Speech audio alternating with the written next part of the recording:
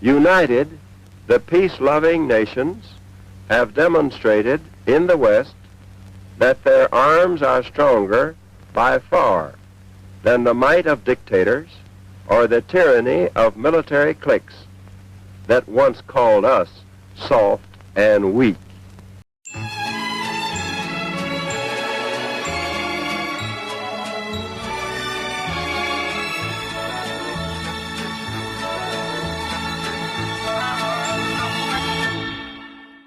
Alright, so as we know, the world did not suddenly become an awesome place after World War II was over. There was a lot of work that needed to be done, and there were still some bad people kicking around out there, so let's get into it. Not surprisingly, Europe was kind of a mess after World War II. It was, of course, fought in Europe, and there was a lot of destruction and a lot of economic turmoil that we needed to fix. And we had a plan for this, and to explain that plan, I'm going to hand it over to my good friend at the History Channel. Take it away, buddy.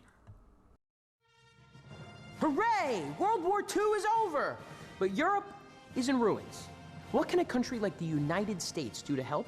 How about setting aside over $13 billion to help rebuild the smoldering continent? That's what the European Recovery Plan, aka the Marshall Plan, sought to do. Restore the European economy by giving foreign aid to countries that needed it. It was a brilliant move to win the peace by George C. Marshall, the plan's creator. Marshall had been a career military man, and during the war had served as the Army's chief of staff. He oversaw the U.S. military strategy and was one of the key figures behind the Allied victory. Marshall retired from the Army at the end of the war, but President Truman valued his brains too much. After serving as ambassador to China, Marshall was appointed Secretary of State in early 1947. Soon after, he developed his European Recovery Plan and announced it in June of that year. From April 1948 to December 1951, the United States shipped food, fuel, machinery, and money to European countries. The goal was to help them get back on their feet after the devastation of the war. In one sense, this was good deed foreign policy. The United States was being a friend, using its considerable resources to help war-torn Europe. Plus, the last time the world left a conquered nation in ruins, Nazi Germany rose to power. But there were other reasons to implement the Marshall Plan as well. By investing in the economies of European countries, the U.S. helped create new markets for its exports. Perhaps we could interest you in a Buick. There was a strategic objective too. The U.S. wanted to isolate the Soviet Union, to keep it from expanding its sphere of influence beyond Eastern Europe. How better to make capitalism appealing than to spread around money in a war-torn country? By the way, here are all the countries that received Marshall Plan aid in alphabetical order. Ready? Austria, Belgium, Denmark, France, Greece, Iceland, Ireland, Italy, Luxembourg, the Netherlands, Norway, Portugal, Sweden, Switzerland, Turkey, the United Kingdom, and West Germany. Now, if you listen closely, you might have noticed a couple of major European countries that weren't on that list. The USSR didn't trust the US intentions with the Marshall Plan and forbade Poland and Czechoslovakia from receiving American aid. Too bad for them, because the plan worked. The gross national product of Marshall Plan countries grew as much as 25%. It put Western European industry back on its feet. The American export economy boomed, and Soviet-influenced communism was contained to Eastern Europe. Nice work, George Marshall. In 1953, he was awarded the Nobel Peace Prize for his efforts. The greater honor for Marshall, though, may have been seeing Europe rise from the ashes, thanks in part to the plan that bears his name. Outstanding. Couldn't have said it better myself. But the question remains, what did the Russians think about all this? Surely they weren't super thrilled about the Allies tooling around in Western Europe, right? Well, yeah, correct. About 2 months after the Marshall Plan began, the Soviets announced that the Autobahn, which is the highway in Germany, would be closed indefinitely due to, quote, repairs. I didn't know Caltrans was operating in the Soviet Union.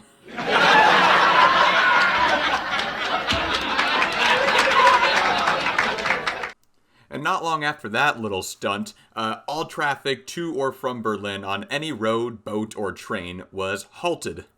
See, Russia didn't want us influencing West Germany or Berlin because Russia didn't want a unified West German state. You gotta understand, Russia had been burned twice in rapid succession by Germany in the past, 30 years or so. So they're a little bit gun shy about having another German state next to them. Does that excuse their behavior? No, but it explains it. And not surprisingly, Truman was 100% against withdrawing from the area, simply saying, "We shall stay. Period." Look, Truman, what he lacked in charisma, he made up for with being straightforward. But we couldn't just attack the Russians. We couldn't just, push our way through the barricades. We had just been through a second world war, and the last thing that we wanted was to start another war with Russia, who we know is a formidable fighting force. And we were in a nuclear world now. We knew that Russia was close to having an atomic bomb. They didn't have one yet, but they were only a handful of months away, just in the next year, would have a functioning atomic weapon. So we didn't really want to push them. Even though Truman stationed some B-29 bombers throughout Europe that were nuclear capable as part of our nuclear umbrella as a means of atomic deterrence. But I'm getting off track. The point is, we were not going to start a war with Russia. So, what were we going to do? Oh yeah. See, Russia may have blocked access through, boats and trains and cars, but the airways were still open. So we decided to use planes to deliver food, fuel, and other supplies. An operation of this size had never been attempted, or at least an operation like this of this size had never been attempted. But it was the only way to avoid another deadly war, like I said before. And even this option had some people nervous. Like, what if Russia shot down one of the cargo planes? Is that war? What's going to happen? People were pretty on edge. Like I said, we really didn't want another war. But you know what? It worked out. Russia didn't do anything. They let the planes go through, and eventually the Allied cargo planes ended up carrying 8,000 tons of supplies into West Berlin each day, totaling to a total of 2.3 million tons over the course of the operation. And it wasn't perfect, things still needed to be rationed, but there was a saying that went on during this: it's cold in Berlin, but colder in Siberia. What that means that, yeah, it's not great here in Berlin, but it's a heck of a lot better than what's going on over in Siberia. Or put simply, the West was handling things a little bit better than the East. So in the first 3 years after the war, we had a tense relationship with Russia, that's no doubt. But after this, it really cemented the trajectory into the Cold War. We saw the Berlin blockade as a sign that Russia was not willing to cooperate, and Russia saw the airlift as a sign that we didn't really care what they thought. And thus began a decades-long ideological clash. And as with any clash of ideologies, people pick sides. And to explain that, we're going to go back over to my best friend at the History Channel. Take it away, buddy. The guns of World War II had barely cooled when a new conflict threatened to rock Europe. This time around, it was the Western democracies, like Great Britain and France, and their ally across the pond, the United States, versus the Soviet Union and its communist satellites. These two sides each formed their own security agreements to show they meant business. These were NATO and the Warsaw Pact. After the war, the Soviet Union began to flex its muscles, installing communist governments in Eastern Europe. In 1948, the USSR toppled a democratic government in Czechoslovakia and then cut off supply routes to West Berlin. The United States and its Western European allies began to get nervous. Do you see what's going on over there with the Soviets? We don't like that, okay?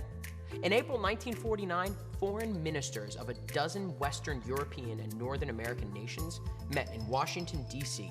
to sign the North Atlantic Treaty. This created the North Atlantic Treaty Organization, or NATO. In Article 5 of the treaty, NATO nations agreed that an attack against any of them by, say, the Soviet Union, for example, would be an attack against all of them. Original NATO nations sound off: Belgium, Denmark, Great Britain, France, Iceland, Italy, Luxembourg, the Netherlands, Norway, Portugal, Canada, and the United States. Greece and Turkey joined in 1952, and West Germany in 1955. It was West Germany that made things a little tense. The US and its allies wanted to let West Germany form its own army, But the USSR wasn't psyched about this. The Soviets warned that if West Germany did raise an army and join NATO, they'd make their own alliance. West Germany did join NATO, so the Soviet Union said, okay, we told you so. In May of 1955, it gathered its communist allies in Eastern Europe and sat them down for a good old treaty signing. That treaty was the Warsaw Treaty of Friendship, Cooperation, and Mutual Assistance, or the Warsaw Pact. They called it the Warsaw Pact because it was signed in, wait for it, Warsaw. Warsaw Pact nations roll call. Poland, Czechoslovakia, Romania, Hungary, Albania, East Germany, Bulgaria, and the Soviet Union. In 1968, Albania left the pact as the country became more closely aligned with Communist China. Like NATO, Warsaw Pact member nations were bound to come to each other's defense if attacked by an outside power. It also established a central military command, putting the Soviet Union firmly in charge. The Soviet Union also used the pact to keep its members in line. Popular uprisings in Hungary, Czechoslovakia, and Poland were all squashed by the Soviets. NATO and the Warsaw Pact. These were the players in the Cold War, facing down each other like two wary nuclear-armed gunfighters, each waiting for the other to flinch and knowing that war between them might mean the end of the world. And they would stay that way till 1991. When the Soviet Union disbanded, so too did the Warsaw Pact. Compelling stuff indeed. Well, there you have it, folks. The stage was set, and stay tuned. We're going to cover all the hot topics of the Cold War in the next handful of weeks. That's it for today. I'm Mr. Grow. Bye.